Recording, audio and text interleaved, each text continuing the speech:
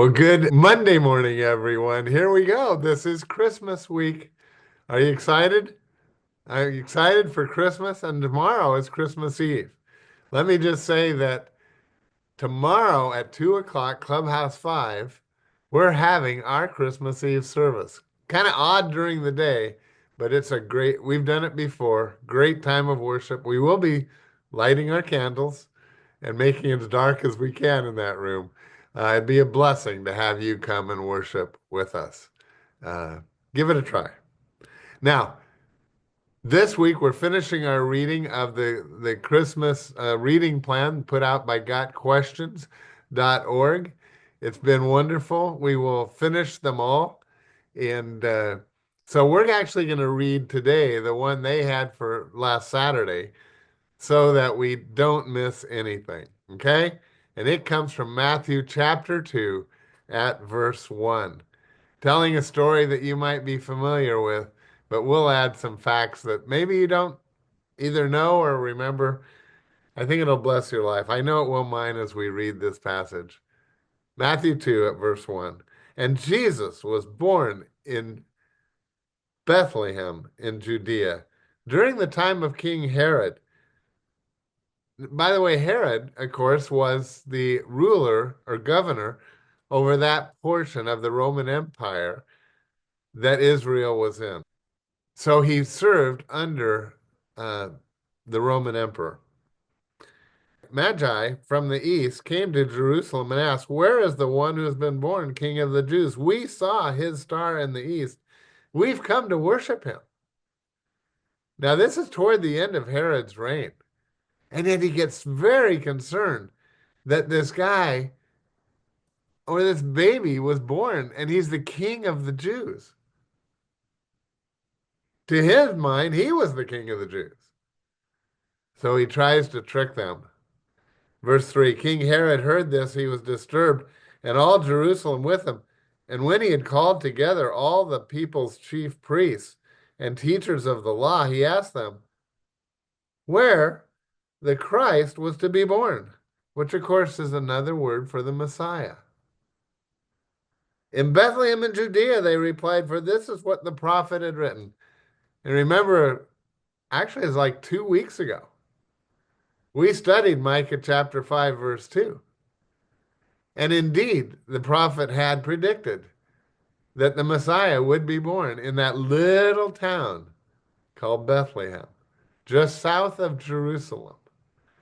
And he even gave the area, Epaphra, where Bethlehem was. Now, I think it's really significant that everyone knew that that event would take place in that little town. They believed the prophecy. And Herod evidently believed it. So, verse 7, Herod called the Magi secretly and found out from them the exact time that the star had appeared. And he sent them to Bethlehem and said, go and make a careful search for the child. And as soon as you find him, report to me, so that I too may go and worship him. No, that's not what he wanted. But God wasn't going to let that happen. And you'll see how. After they had heard the king, they went on their way. And guess what?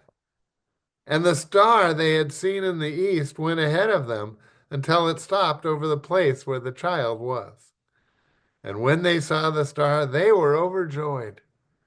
On coming to the house, they saw the child and his mother Mary, and they bowed down and worshiped him. They were no longer in the stable, were they? This was some time after, and they were in a house. But they still found that star came and stood over the house. They opened their treasures and presented him with gifts of gold and of incense and of myrrh.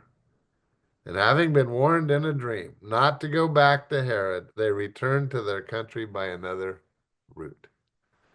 God uses dreams sometimes to get his message to the people that need to hear it. And those magi, who, by the way, the reason I have the star, they were astronomers. They knew their stars. They knew these things. They studied them. When that other star appeared, they knew it was completely out of the ordinary and different. And of course it was. And it did point out right where Jesus was. And lots of explanations for that. Uh, I'm a simple person.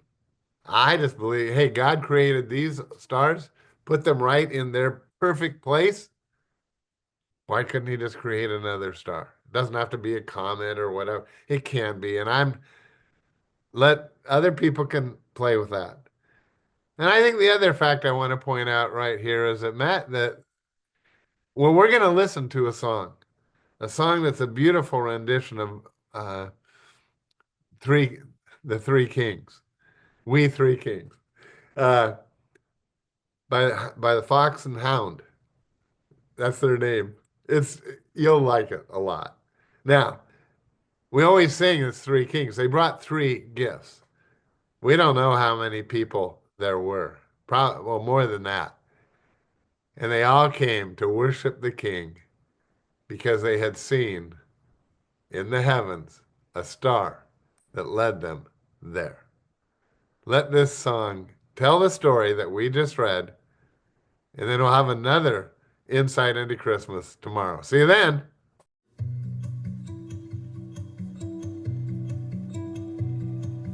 We three kings of Orient are, bearing gifts we traverse afar, field and fountain, moor and mountain, following yonder star.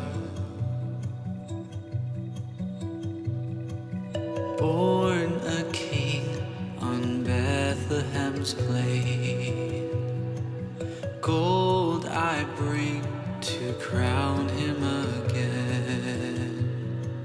King forever, ceasing never, over us all to reign. Oh, star of wonder, star of night, star with royal beauty bright, westward leading, still proceeding, guide us to thy perfect light. Frankincense to offer have I, incense owns a deity nigh, prayer and praising voices raising, worshiping God on high.